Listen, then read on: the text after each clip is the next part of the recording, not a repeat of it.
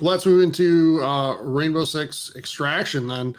And I was pretty blown away by this. I'm pretty in on this.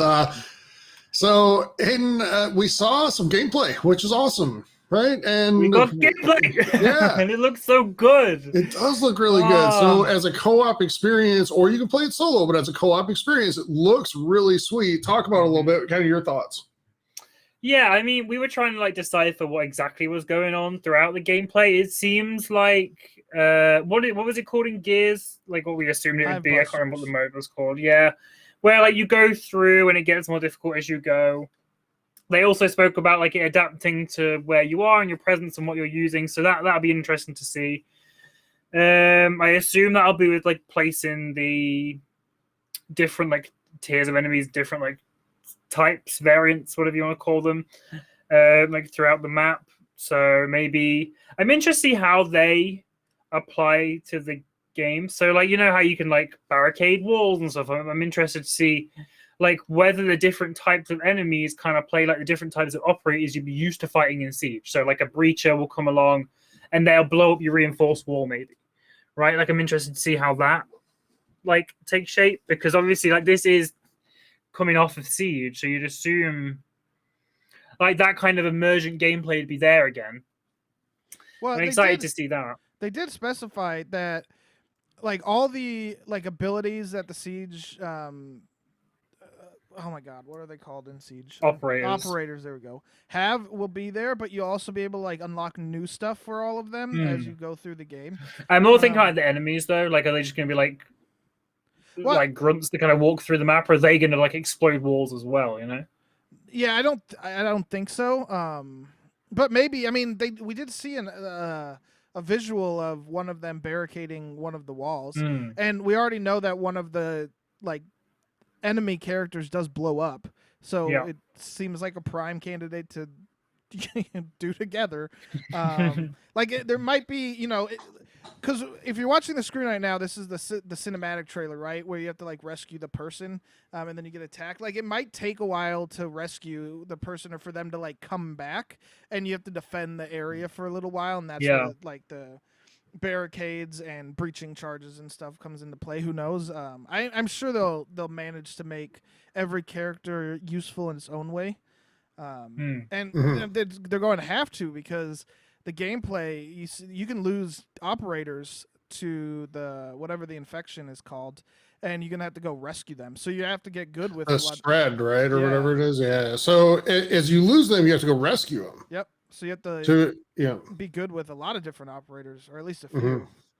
Yeah, but I think that adds a lot too. And you raise an interesting question, like what happens if you lose all of them, other than, you know, getting an achievement for being really bad at the game, I guess. But if you lose everything, what happens? And we didn't get really an answer to that. So we'll have to see as time goes. But guys, I'm hugely intrigued by this. We did get corrected in chat, which, you know, our chat's great at, right? And so thank you. It's Gears Escape mode. The Hive Busters was the campaign launch. Right. So there we go. So all right. So yeah, and apologies for the pre-show too if you were on for that. The most exciting part is crossplay for me, or one of the most exciting parts. Yeah. Like I'm so glad they are committing to that on like every platform. That's exciting. Which is also coming to Siege. Right? A bit different. Like on Siege, it'll be PS, like PlayStation and Xbox, and then PC, Stadia, and Luna, like separate stuff. Obviously, because it's competitive, and you don't want to mix like mouse, keyboard, and like controller in that level of. And I think that's fair. Yeah. So, but this is obviously co-ops, PVE. I'm glad they're bringing everyone together. And KC also pointed out in chat that the big tank enemy, like the Left 4 Dead tank, can charge through those barricades too.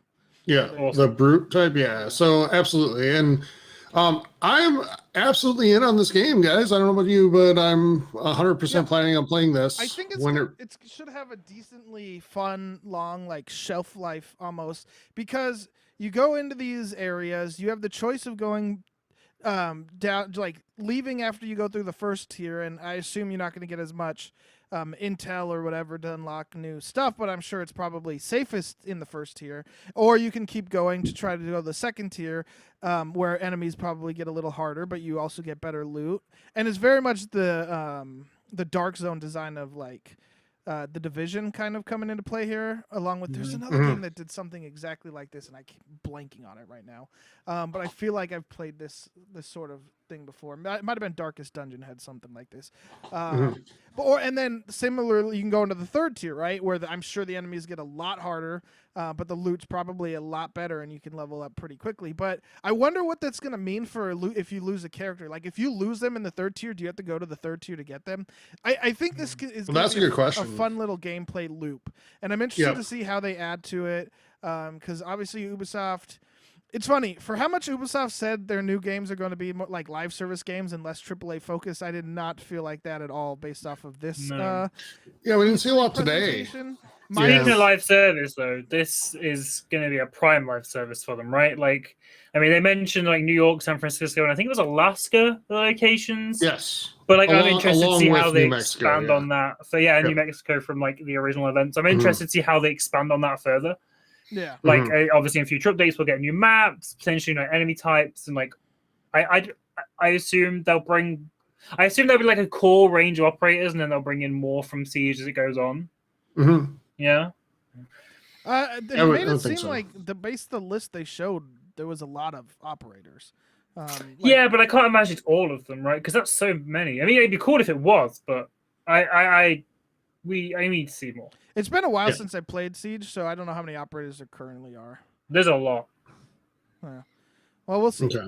So I'll have to go try it. Yeah. And, I can tell you one thing it means, Steven, for sure, and that's that we're not going to be drinking anything when we play this, because by the time we get to the third level, might not be so good, and we'll have to stop. But there's a lot of risk reward here, which I like. And, it's the Division was like that too. You brought that up. It adds to the like tension and the anxiety around it too. So I'm really looking forward to this, and kind of see what comes out of this as we learn more. So, guys, release date for this September, right? September 16th. Yep, September 16th. So we did get a release date, which is awesome. Really looking forward to that, and excited about getting our hands on this game. So. All right, let's move on.